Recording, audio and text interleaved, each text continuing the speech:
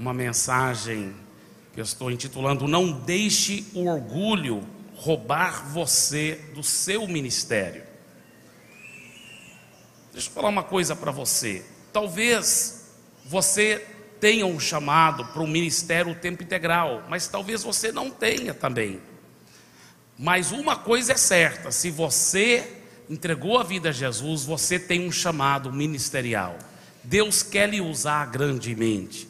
Deus quer fazer de você um canal de bênçãos. Deus não somente quer derramar muitas bênçãos sobre a sua vida. Aliás, a Bíblia fala que você já tem todas as bênçãos se você estiver em Cristo. Mas Deus quer fazer de você um canal de bênçãos. Fala para o seu vizinho: Deus tem um grande ministério para você. Mas ouça bem o que eu vou dizer aqui. Muitos cristãos não estão alcançando o seu destino divino, não estão alcançando o seu pleno potencial e nem estão exercendo o ministério que Deus tinha preparado para eles, por causa do orgulho. Por causa do orgulho. E Deus me falou para pregar essa mensagem que eu estou intitulando Não Deixe o Orgulho Roubar Você do Seu Ministério. E é interessante porque durante aquele período da Santa Ceia, o pastor Gildo, que não sabia sobre o que eu ia pregar, subiu no palco e falou: estou sentindo um grande espírito de quebrantamento em nosso meio, que Deus vai nos levar todos a um quebrantamento, a nos humilhar grandemente na presença dele. Ele não sabia que Deus já tinha me falado para pregar essa mensagem: não deixe o orgulho roubar você do seu ministério. Qual é a cura para o orgulho? É o quebrantamento, é se humilhar na presença de Deus, é o arrependimento.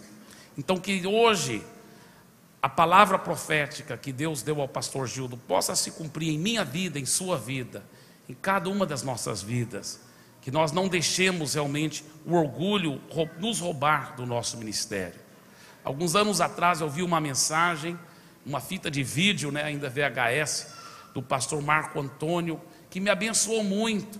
Eu peguei algumas ideias naquela época, que hoje estou incluindo nessa mensagem, mas é acerca da vida do profeta Jonas. Então você poderá abrir a sua Bíblia, por favor, para o livro de Jonas.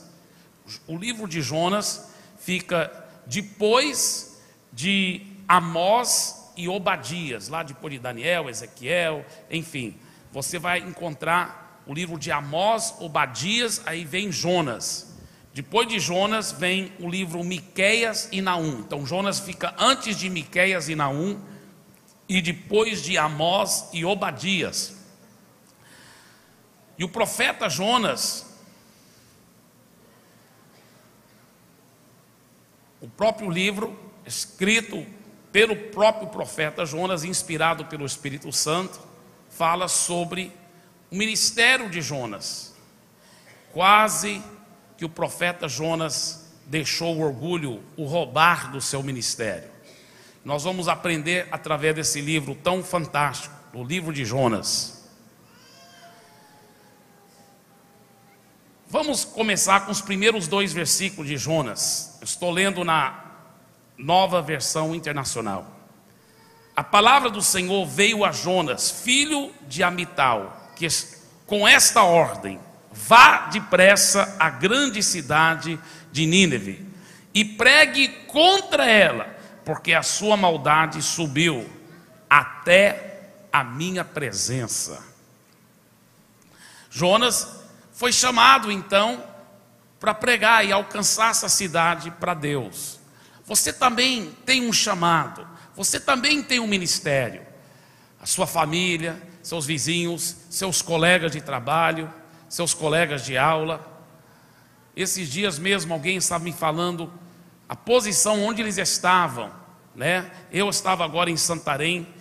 Eu cheguei ontem de Santarém. Nós estávamos lá no grande lançamento do que eles gostaram do nome que chamamos aqui, Projeto Isaías 54. Eles então usaram esse nome, mas é para a continuação da construção lá da Catedral do Amor. E eu fui com muitos empresários lá dentro da construção, E foi muito, muito emocionante. Tivemos muitos momentos assim maravilhosos. Um café da manhã lá no local da construção da grande catedral, que vai caber sentado mais do que 10.500 pessoas. É uma coisa fabulosa. Ele já tem 7 cultos, né, só na igreja sede, 48 cultos de celebração, incluindo os outros prédios. Imagina se só naquele prédio tiver 7 cultos, só naquele prédio vai caber mais do que 70.000 pessoas no domingo, né? É uma coisa fabulosa. Então, depois nós tivemos um jantar muito especial, um coquetel muito especial, e depois na sexta-feira à noite eu preguei para a igreja toda. Foi muito precioso. Mas lá eu estava falando com um dos empresários que é membro da igreja lá. Ele é o presidente da Associação Comercial de Santarém. E eu falei para ele: olha, foi Deus que te colocou lá, para você, com muita sabedoria, com muito amor, com muito jeito, e ganhando muitos comerciantes para Jesus. Eu falei: você sabe disso, né? Que foi Deus que tem essa missão, você é o missionário do Senhor lá dentro. Ele falou: não, eu sei disso, isso é um fato, isso é uma verdade. Sabe, queridos, Deus te colocou.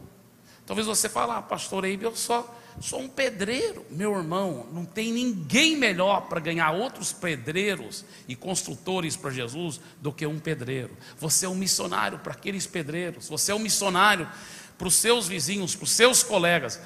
Deus tem um ministério para você. Agora, Jonas tinha esse ministério, esse chamado de Deus, para alcançar a cidade de Nínive. Naquela época as cidades não eram tão grandes como é hoje em dia. A cidade de Nínive era uma das maiores cidades de todo o mundo naquela época. Tinha pelo menos 120.000 pessoas. Para aquela época era muito grande. Agora, olha como que o Jonas reagiu com o chamado de Deus na vida dele. Versículo 3: mas Jonas fugiu da presença do Senhor, dirigindo-se para Tarsis, desceu à cidade de Jope, onde encontrou um navio que se destinava àquele porto. Depois de pagar a passagem, embarcou para Tarsis, para fugir do Senhor. Por quê? O povo de Israel era muito oprimido pelos ninivitas. Nínive era a capital desse grande império que oprimia então o povo de Israel. E ele queria que Deus castigasse aquela cidade, ele queria que Deus derrotasse aquela cidade, ele queria que Israel fosse a poderosa nação e não eles. Então, quando Deus mandou ele pregar, ele pensou: se eu pregar e por acaso o povo aceitar a minha pregação e arrepender, então Deus não vai castigá-los, e eu quero que Deus castigue-os, então não vou pregar. Então, quando Deus falou: vai pregar, ele falou: não. E na realidade, a cidade de Nínive ficava em uma direção, e a cidade de Tarsis na exata posição oposta. Ele fugiu justamente na direção contrária, para poder ficar o quanto mais longe da vontade de Deus, que Deus tinha para o seu ministério. Agora, por que ele estava determinado a fazer sua própria vontade? Por causa do orgulho.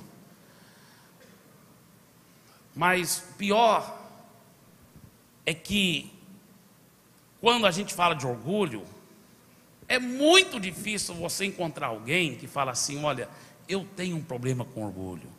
Quando você encontra alguém que diz assim: olha, eu tenho um problema com orgulho, você pode ter certeza que aquela pessoa está começando a vencer o orgulho.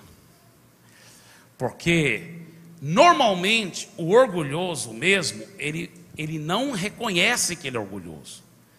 Ele não reconhece. Ele é orgulhoso, mas ele é cego para com seu próprio orgulho. Então, se você está tão decidido que você não tem problema nenhum nesta área, deixa eu lhe falar uma coisa com todo carinho: quase com certeza você tem um problema grande nesta área. Quase com certeza você tem um problema sério nesta área. Porque se você fosse humilde mesmo, você ia ser a primeira pessoa para dizer: não, eu acho que eu devo ter problema com orgulho mesmo. Isso que é humildade. Então, quando a pessoa fala: não, nessa área de orgulho eu não tenho problema, quase com certeza é um problema sério na sua vida. Por isso que todos nós, eu e você, temos que ter cuidado, porque quase que o Jonas deixou o orgulho lhe roubar do seu ministério. E se eu e você não tivermos cuidado, muitas vezes o orgulho poderá nos manter afastado do nosso destino divino. Deus tem um ministério maravilhoso, um destino divino programado para mim e para você. Mas para que possamos alcançar esse destino divino, não podemos deixar o orgulho nos roubar do nosso ministério. Eu quero compartilhar com vocês nesta manhã algumas características do coração orgulhoso, através da vida do Jonas aqui. Então vamos ver. A primeira característica é desobediência a Deus. Por quê? Porque acha que sabe melhor do que Deus. Acha que o meu caminho vai dar mais certo. Por exemplo, às vezes a Bíblia é muito clara sobre certas coisas. É muito clara. Não deixai-vos de congregar um com os outros. Não, mas eu acho que meu estilo é melhor. Eu congrego quando eu quero e quando eu não quero. A Bíblia fala: não vos ponhais em julgo desigual com os incrédulos. Não é para ter sociedade profunda ou namoro, e muito menos casamento, com alguém que não é temente a Deus, que não entregou a sua vida a Jesus. Não, mas eu acho que o meu caminho é melhor. Por quê? Porque depois de casar eu vou ganhar aquela pessoa para Jesus. Quer dizer, a pessoa se justifica na sua desobediência a Deus. Isso é um sinal de orgulho, porque a pessoa está desobedecendo a Deus. A Bíblia fala: irmãos, lá em Tiago, não faleis mal um dos outros. Pronto. Não, mas nesse caso eu preciso falar, sabe, porque para a gente poder orar melhor, né, irmãos? Por isso que eu estou falando dessa outra pessoa, mas vocês entendam, não é nada, sabe? Olha, coração orgulhoso justifica o desobedecer a Deus. Justifica o desobedecer a Deus. Às vezes a pessoa sabe que ela está errada, vendo a porcaria que ela está vendo na televisão, né? Eu estava lendo um artigo que alguém escreveu, eu nem sei se era evangélico, eu nem sabia que estava existindo isso, porque eu não assisto, graças a Deus, aqui negócio de Big Brother Brasil, né? Mas estavam dizendo nesse artigo as podridões, a total imoralidade e indecência acontecendo nisso. Ah, pastor, mas eu assisto para poder ver como é a cultura, como que o povo pensa. Não, irmão. Lá no inferno também vai ter muito disso. Quer dizer que você vai querer ir para o inferno para saber como que o povo pensa, no lamaçal do pecado? Não, nada justifica você ficar enchendo a sua mente com o lixo do diabo. O seu ouvido não é pinico do diabo. Você não é uma lixeira para ficar enchendo a sua cabeça, a sua vida com essas bobagens do mundo, porque a nossa mente é muito como um computador. Se for programado para ser cheio de lixo, só vai sair lixo da sua vida. Então tenha cuidado, não aceite mentira do diabo e nem um coração orgulhoso de achar que você sabe melhor do que Deus. A Bíblia fala que não é para você estar se expondo a essas coisas tão imorais, essas coisas tão erradas. Eu quero pedir muita reverência, ninguém deve estar andando no prédio, a não ser os obreiros ou os pais cuidando de crianças. Vamos ter muita reverência. Abra seu coração para receber aquilo que Deus quer falar com você. Segunda característica do coração orgulhoso, você vê aqui no capítulo 4, versículo 4 em diante. Olha, depois que ele embarcou para Tarsis, para fugir do Senhor, olha o versículo 4, o Jonas entra nesse navio. O Senhor, porém, fez soprar um forte vento sobre o mar, e caiu uma tempestade tão violenta que o barco ameaçava arrebentar-se. Todos os marinheiros ficaram com medo, e cada um clamava a seu próprio Deus, e atiravam as cargas ao mar para tornar o navio mais leve. Enquanto isso, Jonas, que tinha descido ao porão e se deitara, dormia profundamente. o capitão dirigiu-se a ele e disse: como você pode ficar aí dormindo? Levante-se e clame ao seu Deus, talvez ele tenha piedade de nós e não morramos. Escuta bem, segunda característica de um coração orgulhoso é que a vida está numa decadência. Você vê que o Jonas, a Bíblia fala que primeiro ele fugiu da presença do Senhor, fazendo como? Descendo para a cidade de Jope, que ficava na beira do mar. Depois, lá na cidade de Jope, ele desce, né, da beira do mar para dentro do navio. E lá no navio, ele desce para o porão e cai num sono profundo, dorme profundamente. Você já notou uma pessoa que está com o coração orgulhoso, o coração orgulhoso, se afastando das coisas de Deus? A vida vai numa decadência, tudo começa a piorar, vai de mal para pior. E muitas vezes o que ela mais prefere fazer para esquecer da vida e dos problemas é dormir, um sono profundo, para poder esquecer.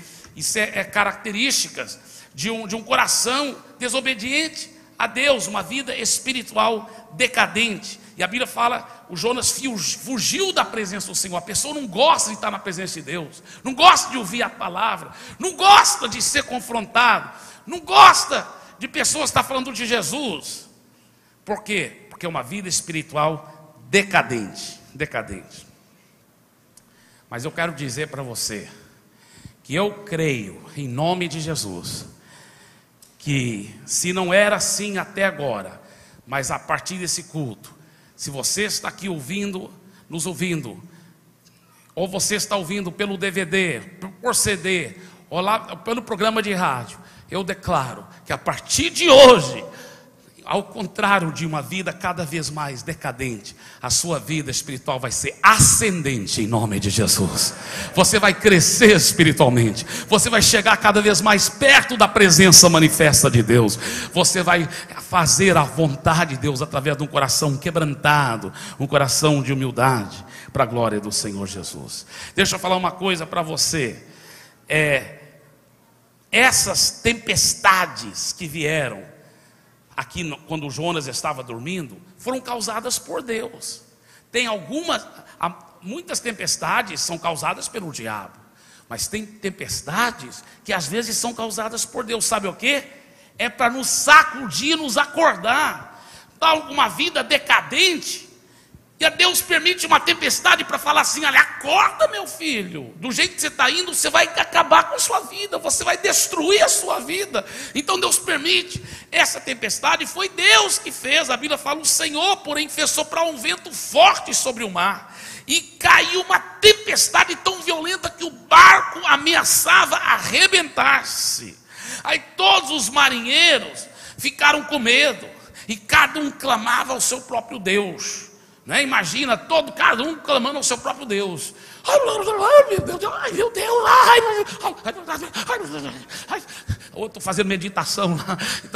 Enfim, todos clamando, buscando, gritando, clamando ao seu Deus. Onde estava Jonas? Dormindo profundamente. Agora, quando você está com uma vida espiritual ascendente, as tribulações poderão vir, mas elas vão servir só para te fazer vencer mais. Uma coisa muito bonita que eu achei que o pastor Marco Antônio falou foi sobre o Sadraque, Mesaque e Abednego, lá no livro de Daniel. É muito joia você ver a vida de Sadraque, Mesaque e Abednego, porque eles estavam numa terra estranha, cativos lá, porque eles eram rapazes super inteligentes. Eles foram levados como escravos, mas escravos elitizados. Não era bem como escravos, mas como conselheiros do rei. Eram para ser rapazes super inteligentes, porque poderiam aconselhar o rei. Só que esses três eram tementes a Deus, eram do povo de Deus. Então o rei, sem conhecer a palavra de Deus, sem conhecer os preceitos de Deus, ele fez uma enorme estátua de ouro.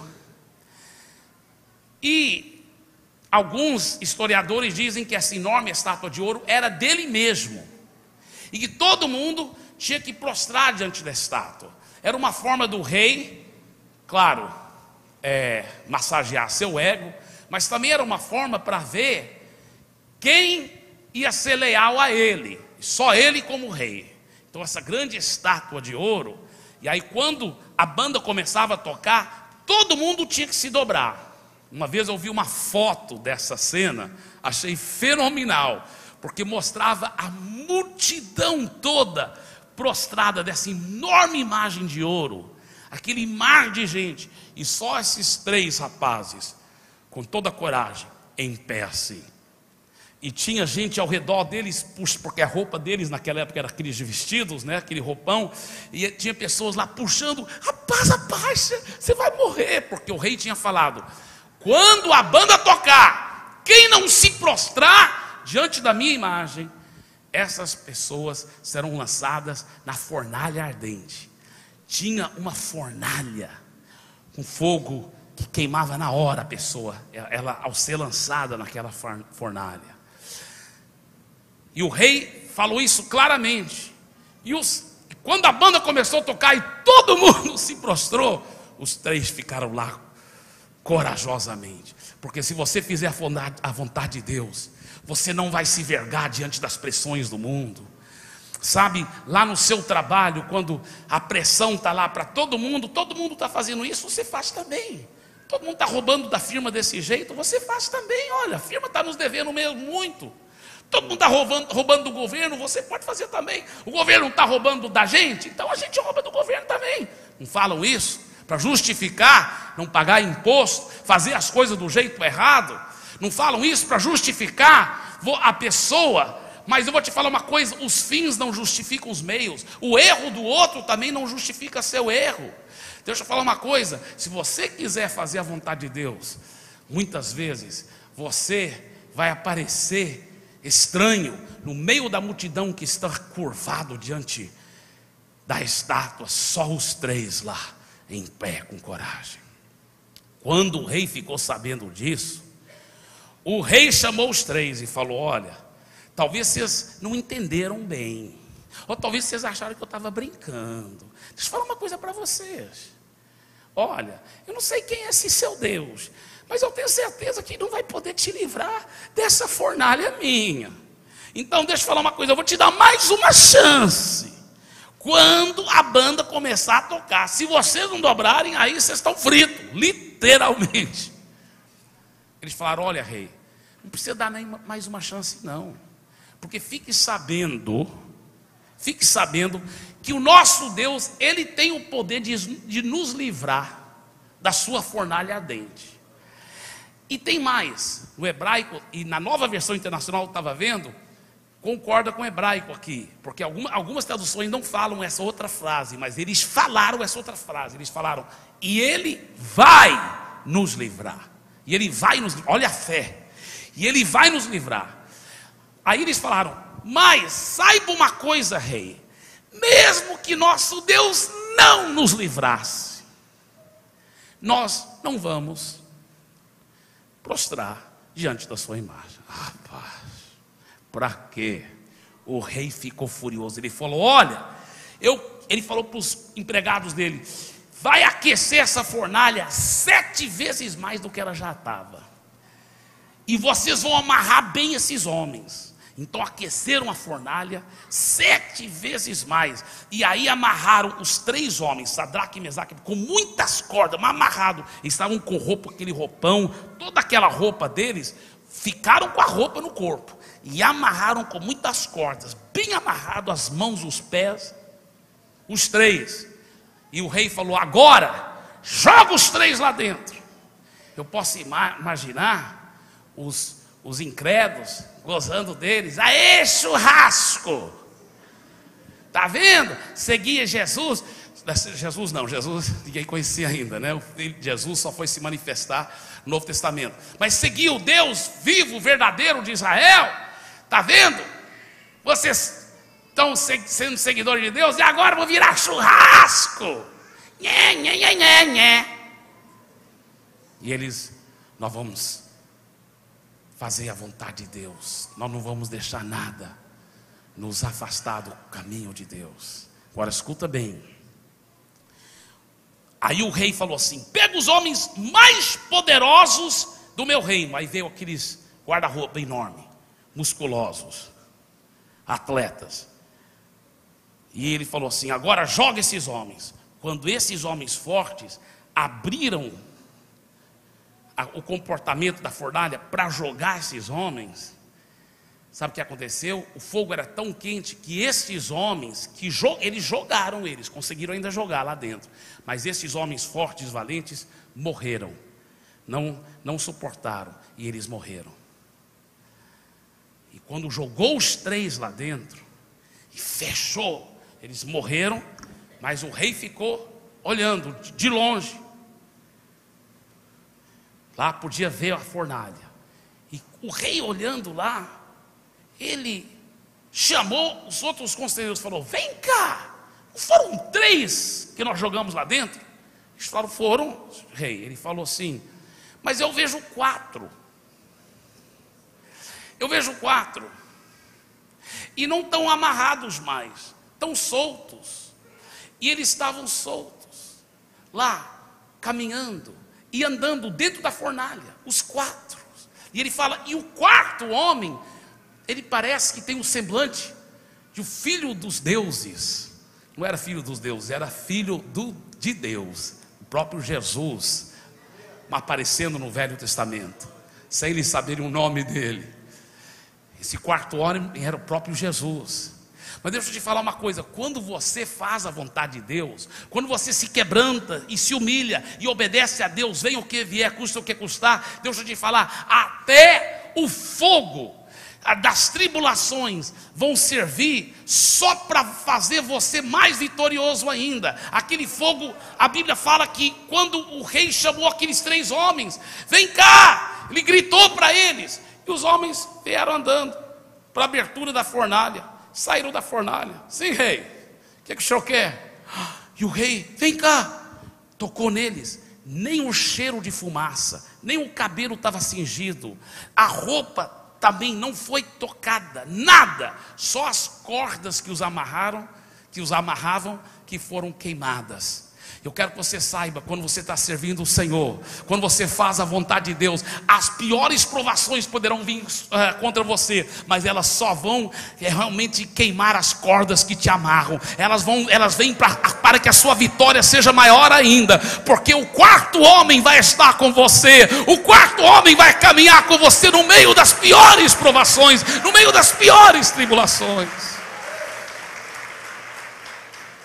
Ele vai estar com você. Terceira característica do coração orgulhoso: a consciência insensível. Meu irmão, o Jonas estava em plena desobediência, rebeldia contra Deus, mas ele conseguiu dormir um sono profundo. Consciência insensível, dormindo no meio da tempestade. Olha, tem pessoas que dormem no meio da tempestade porque estão com a consciência tranquila, igual Jesus, que dormiu no meio da tempestade. Ele sabia que a tempestade não podia o tragar. Mas tem os outros que dormem no meio da tempestade, como Jonas. Por quê? Porque estão com a consciência insensível. Insensível. Como que o diabo tem enganado tantas pessoas com essa consciência insensível. Quarta característica do coração orgulhoso: surdo para os conselhos dos outros. Diga: surdo para com os conselhos dos outros. Meu irmão, olha, um profeta de Deus, mas um homem incrédulo, o capitão do barco, chega lá e fala assim para ele: ora ao seu Deus. Às vezes o próprio incrédulo tem mais sabedoria do que esse profeta, olha só, do que o profeta de Deus, dizendo para ele: ora ao seu Deus, busca seu Deus para ver se ele nos liberta dessa tempestade. Que coisa forte, que coisa forte. Muitas vezes você fala, você dá conselho para alguém: olha, faça assim, segue a vontade de Deus. e a pessoa fica surda para os conselhos dos outros. Ela não aceita, tem um coração duro. O pai e a mãe estão falando para aquele jovem, os seus amigos estão falando, o pastor está falando, mas ele está com o coração insensível, ouvidos surdos para aceitar os conselhos, e ele continua fazendo o que é errado. Isso é muito triste, mas tem acontecido muitas vezes. Surdo para com os conselhos dos outros. Quinta característica do coração orgulhoso, vamos ler aqui nos versículos 7 em diante.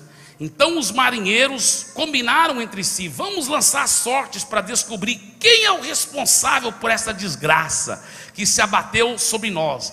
Lançaram sortes, e a sorte caiu sobre Jonas. Por isso lhe perguntaram: diga-nos quem é o responsável por essa calamidade.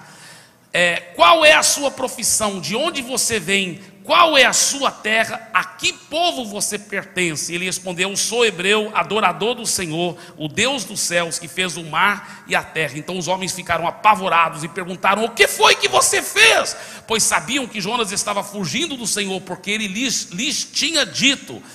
Visto que o mar estava cada vez mais agitado, eles lhe perguntaram: o que devemos fazer com você para que o mar se acalme? Respondeu ele: peguem-me e joguem-me ao mar, e ele se acalmará. Pois eu sei que é por minha causa que esta violenta tempestade caiu sobre vocês. Ao invés disso, os homens se esforçaram ao máximo para remar de volta à terra, mas não conseguiram, porque o mar tinha ficado ainda mais violento. Eles clamaram ao Senhor: Senhor, nós suplicamos, não nos deixe morrer por tirarmos a vida deste homem. Não caia sobre nós a culpa de matar um inocente, porque tu, ó Senhor, fizeste o que desejavas. Em seguida pegaram Jonas e o lançaram ao mar enfurecido, e este se aquietou. Tomados de grande temor ao Senhor, os homens lhe ofereceram um sacrifício e se comprometeram por meio de votos. O Senhor fez com que um grande peixe engolisse Jonas, e ele ficou dentro do peixe 3 dias e 3 noites. A quinta característica do coração orgulhoso é que atrai maldição a si e a outros que estão ao seu redor. Você vê que o próprio Jonas reconheceu que aquela maldição que estava acometendo todos eles lá, aquela tempestade que estava para destruir todos eles, era por sua culpa. Quando você está com o coração orgulhoso, desobediente a Deus, você atrai maldição sobre a sua família, sobre seus filhos, sobre seus pais, sobre seus irmãos, sobre a sua esposa, sobre o seu marido. Isso é muito sério. Não somente atrai maldição para si, mas atrai maldição para aqueles que estão ao seu redor. Isso é muito, muito sério. Agora, deixa eu falar uma coisa. Esse peixe que engoliu o Jonas, né? A Bíblia fala peixe, mas naquela época chamavam baleia também de peixe. Só que tudo indica que não foi uma baleia, porque a garganta da baleia é muito pequena e não caberia um homem passando pela garganta. Por outro lado, lá no mar Mediterrâneo, onde isso aconteceu, tem um peixe que chama-se cachalote, que tem 20 metros de comprimento, e alguns já disseram, não sei se é verdade, que já teve relatos de pessoas que até foram engolidos por esse peixe e acabaram ainda sobrevivendo, porque não foi 3 dias como Jonas que ficou lá, mas porque foram resgatados rapidamente. Agora, seja verdade ou não, uma coisa nós sabemos: Deus fez um milagre. Deus fez um milagre, porque justamente quando Jonas foi jogado no mar, o peixe engole Jonas. Jonas, na barriga desse peixe, começa a sofrer. A Bíblia fala que estava no meio daquelas algas marinhas, imagina um fedor. E ele começa a arrepender-se. E ele passa por um quebrantamento profundo. Queridos, muitas vezes nós temos que estar numa situação muito horrível, na barriga de um grande peixe, no meio de uma coisa mal cheirosa, fedorenta, para podermos nos arrepender e nos quebrantar. É uma pena, mas muitas vezes não é porque Deus queria que fosse assim, mas por causa da nossa desobediência, por causa do nosso coração orgulhoso, acaba sendo assim. Agora, o que acontece? O contrário também é verdade. Quando você tem esse quebrantamento e você tem um arrependimento, então você é uma bênção. Aonde você for, a bênção de Deus vai te acompanhar. Sabe, nós temos notado isso vez após vez. É uma coisa interessante. Até quando eu estou com minha família, às vezes nós vamos a um lugar, um estabelecimento comercial, um restaurante, lá não tem ninguém, mas nós entramos lá, começamos a comprar alguma coisa, ou começamos a almoçar, começa a encher de pessoas. Porque aonde você vai, não é por causa de nós, mas é por causa da bênção de Deus que a gente atrai. Quando você está em obediência a Deus, fazendo a vontade de Deus, você atrai a bênção de Deus. A bênção vai atrás de você, e aonde você vai, você atrai aquela bênção de Deus sobre todos ao seu redor, para a glória do Senhor Jesus. Eu quero que você olhe para o seu vizinho e diga assim: você vai atrair a bênção de Deus sobre a sua vida, sobre os seus parentes, sobre a sua família, em nome de Jesus. Olha para outro vizinho e fala assim: você nasceu para ser uma bênção.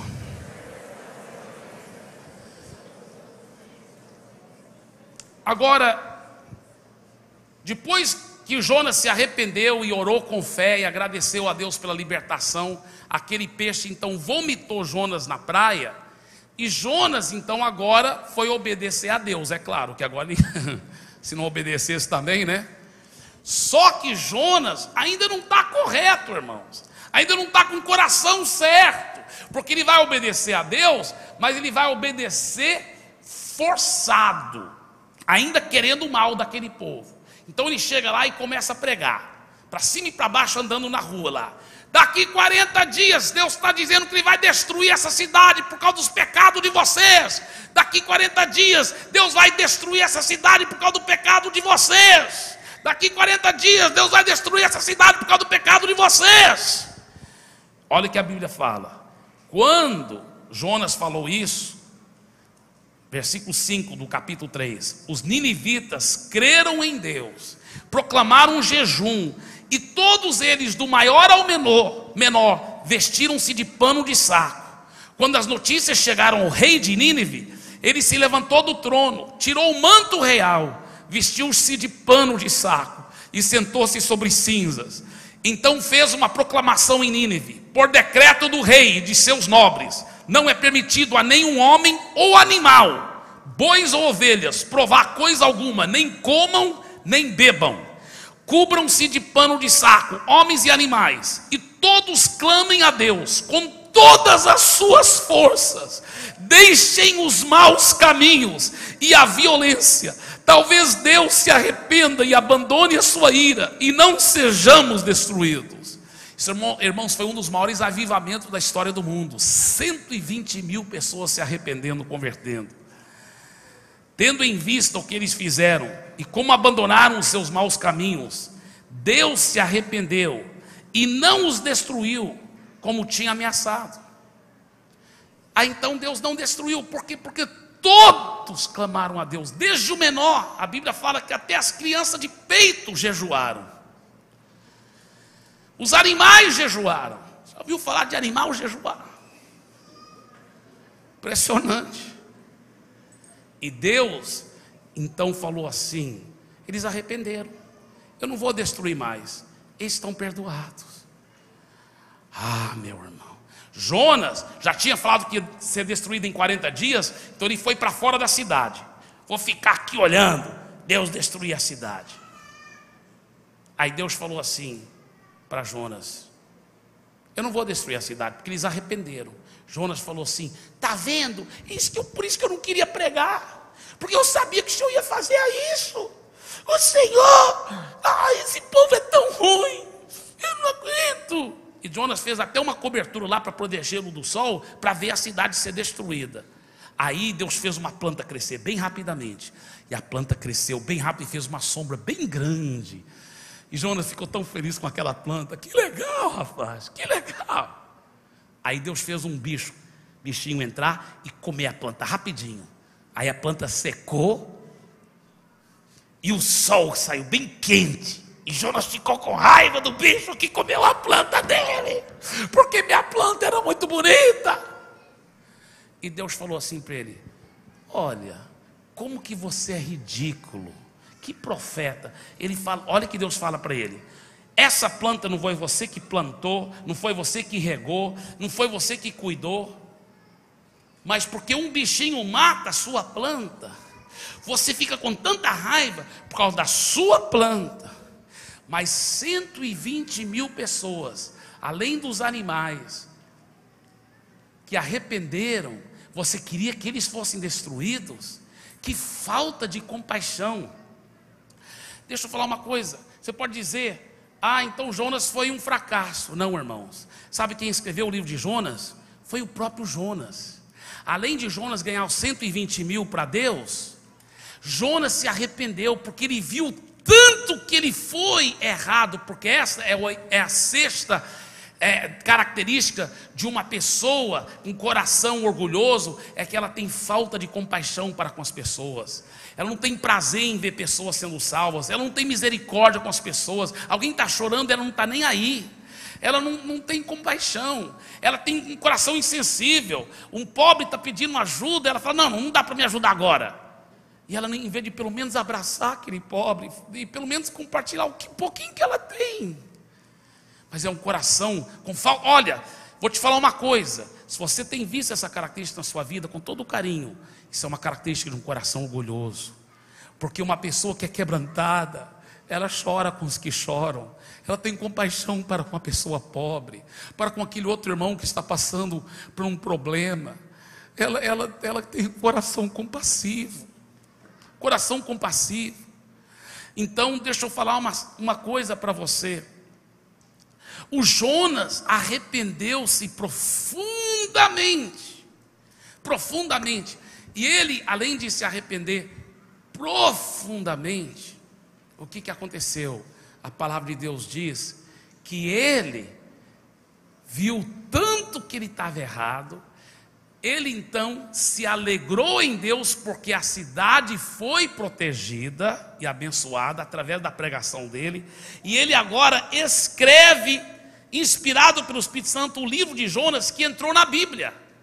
Agora, milhões e milhões e milhões de pessoas, inclusive você e eu, fomos abençoados e transformados pela vida de Jonas.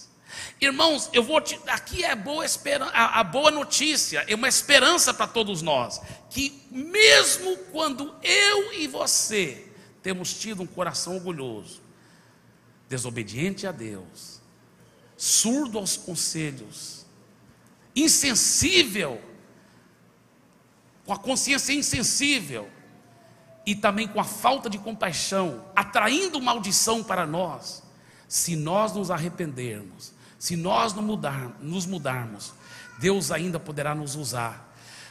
Você pode falar: a maior coisa que Jonas fez foi ganhar aquela cidade de 120 mil pessoas para o Senhor. Não, a maior coisa que ele fez foi escrever um livro, um dos livros da Bíblia, que tem abençoado milhões e milhões e milhões de pessoas. Porque quando Jonas ganhou aquela cidade para o Senhor, ele ainda estava errado, ainda estava com o coração orgulhoso. Foi depois que ele se tocou e viu quanto que ele foi errado, arrependeu e escreveu esse livro. A boa notícia é o seguinte: os seus melhores dias estão por vir, através de um quebrantamento, através de um arrependimento, através de dizer: Senhor, perdoe meu coração insensível, orgulhoso. Perdoe pelo fato que muitas vezes eu não tenho sido sensível à sua vontade na minha vida. E eu quero falar para você: se eu e você tivermos essa atitude de arrependimento, de quebrantamento, de dizer: Senhor, perdoe meu coração orgulhoso, Deus poderá nos usar grandemente, assim como Ele usou Jonas. E nós poderemos sim alcançar o nosso destino divino, para a glória do Senhor Jesus. Vamos ficar em pé, por favor.